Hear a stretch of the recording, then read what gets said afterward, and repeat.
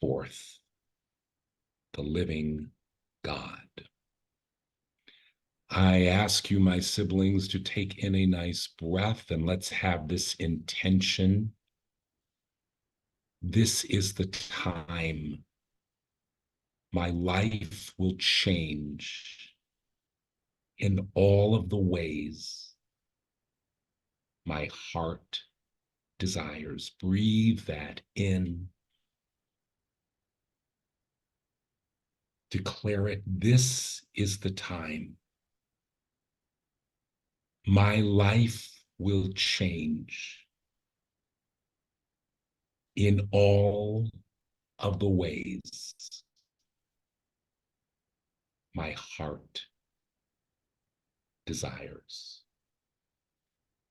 I'm giving thanks to the Spirit of Brother Jesus. I'm giving thanks to Dr. Helen Schuckman, who received this teaching, A Course in Miracles, from the Spirit of Jesus. I'm giving thanks to Dr. William Tetford, who helped Dr. Schuckman receive this amazing teaching, which took about 7 years for her to receive. Brother Jesus tells us what prevents our lives from being what our hearts desire. He tells us in chapter 13 of the text of A Course in Miracles on page 260. This part of the chapter is called the cloud of guilt. Whenever Brother Jesus in A Course in Miracles refers to the Son of God, he is not referring to himself. He's referring to all of us, all human beings who experience the original separation from love, from divinity, all human beings who have participated in life on the earth plane and have created all of the wonderful things that have happened on the earth plane, and also all of the horrible, evil, destructive things that have happened on the earth plane. That is all of us. And he says in this section of A Course in Miracles, guilt remains the only thing that hides the Father. For guilt is the attack upon his Son. And I want you to look at this through the context of your own life, as we were reminded by Leslie, we create everything. So as you look at any pain, suffering, struggle, or lack in your life, just understand you have been attacking God's Son. You have been attacking God's daughter.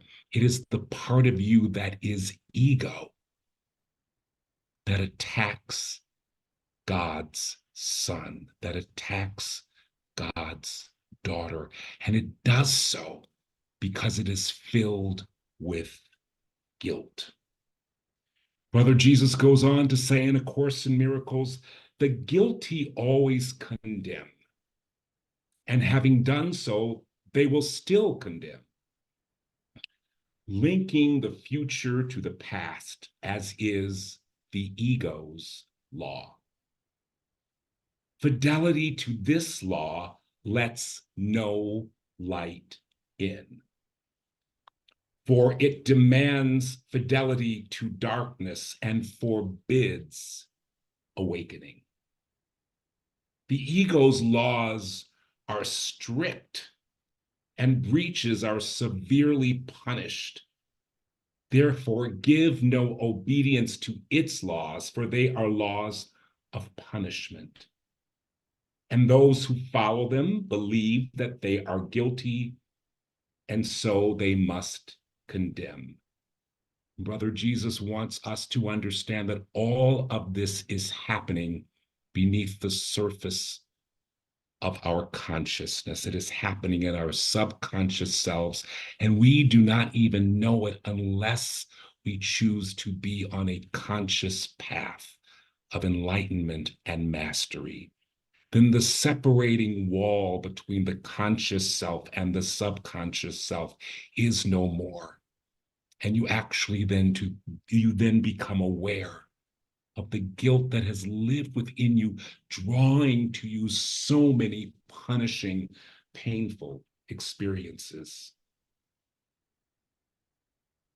And those who follow them believe they are guilty, and so they must condemn. Between the future and the past, the laws of God must intervene if you would free yourself. Atonement stands between them like a lamp shining so brightly that the chain of darkness in which you bound yourself will disappear. Release from guilt is the ego's whole undoing. Make no one fearful, for his guilt is yours. And by obeying the ego's harsh commandments, you bring its condemnation on yourself, and you will not escape the punishment it offers those who obey it.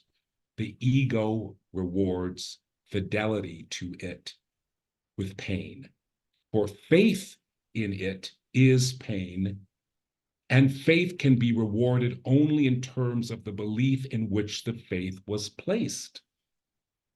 Faith makes the power of belief, and where it is invested determines its reward. For faith is always given what is treasured, and what is treasured is returned to you. So, brother, Jesus tells us the ego has faith in guilt and returns to us punishment, crucifixion. And the way out of this cycle is through the miracle of atonement. Atonement, not experiencing pain in the present to make up for the mistakes and destructiveness of the past, but atonement as the intercession of grace, transforming all remaining belief in guilt within you, causing you to forgive everything and everyone, most importantly, yourself. So, my siblings, I want you to think about pleasure supreme. This is the time in which we will profoundly change ourselves and our lives. So I want you to think about pleasure supreme. Think about your daily life. How pleasurable is your daily life? How much pleasure supreme are you letting in?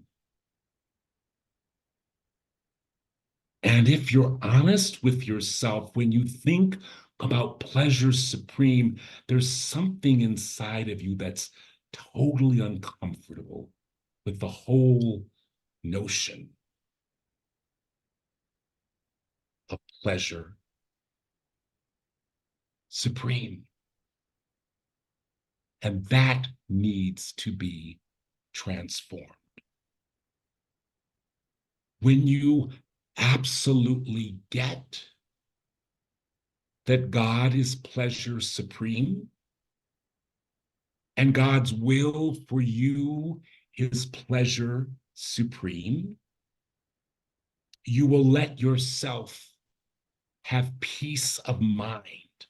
You will let yourself live in the inner state of joy that Roshan O'Neill demonstrated for us at the beginning of this service. When you let the Spirit of God so transform your emotional body that you feel deserving of living in a state of pleasure supreme. You will have peace of mind and inner joy. You will have perfect, radiant health. You will have an abundance of money, prosperity, cash, financial freedom, and ease. You will let in all of my gifts to you, says the Spirit of God. When you get in your emotional body that pleasure supreme is God's will for you right now, and always pleasure supreme is your birthright. You see, the ego looks back on your past and all of your past lifetimes on this planet and tells you, you do not deserve pleasure supreme. What you deserve is to atone in my way by punishing yourself with various forms of pain, suffering, struggle, and lack. And so we will let in the miracle right now that undoes the ego, that undoes its thought system, the miracle that causes us to know, not just intellectually, but to know emotionally, that absolutely everything is forgiven. All of the past, it's completely forgiven. And there is nothing to forgive. We will let in the miracle that releases from us the guilt we've had over even having an ego with all of its negativity and destructive will and acting out, the miracle of being caused by the part of ourselves that is God, to completely forgive all of that and to feel deep inside that there is nothing to give. I want you now to focus on a prayer and affirmation that came through my channel in a private session for someone. And this prayer, this affirmation says, I accept now my perfect healing and health in every way and on every level. I am very clear that there is no reason for me not to accept my total healing and health in every way and on every level. Now, this is not just referring to our physical health. Healing is the health of our souls, our lives, anything that's dysfunctional in your life, anything that's in your life that's not feeling good to you, that you're not enjoying. I want you to look at it with me, take in a breath, and declare, I am now calling forth the living God within me. And I am accepting now my perfect healing and health in every way and on every level. I am very clear that there is no reason for me not to accept my total healing and health in every way and on every level. God, I want to feel deserving of living in an ongoing state of pleasure supreme, joy, and fulfillment. You are offering me this miracle right now, this deep and profound change within me. You offer it to me right now. And I am very clear that there is no reason for me not to let it in because I have no sin. I have nothing to atone for, God. I have no karmic debts that I must pay.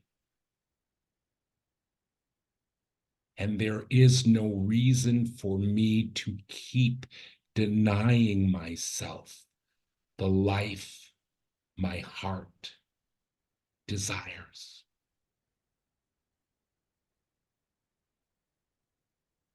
There is no reason for me to keep denying myself the heaven you will for me, God.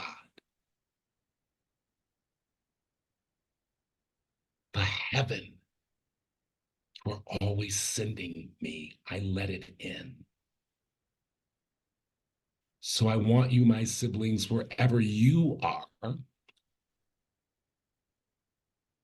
to declare in your own space what you are choosing to let in, what your heaven on earth is. Take this time now to do that if you would.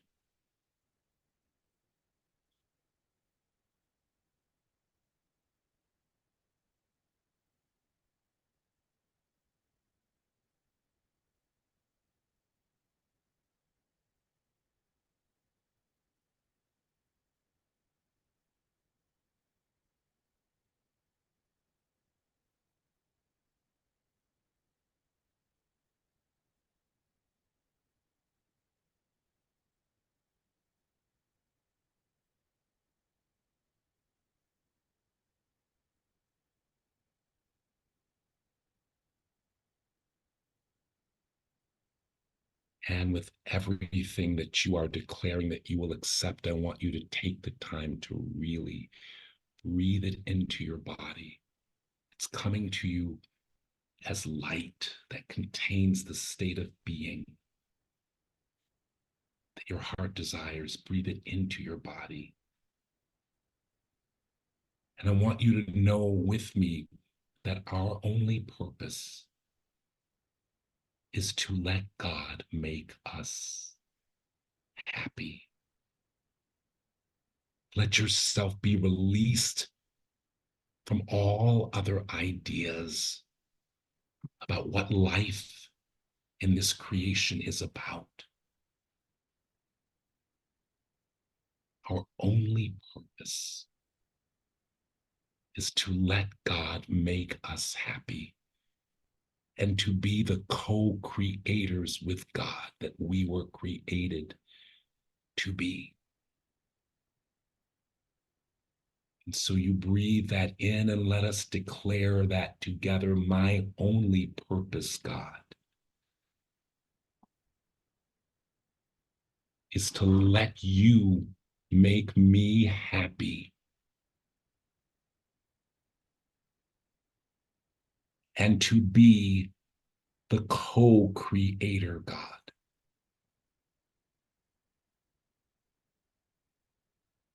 That you have created me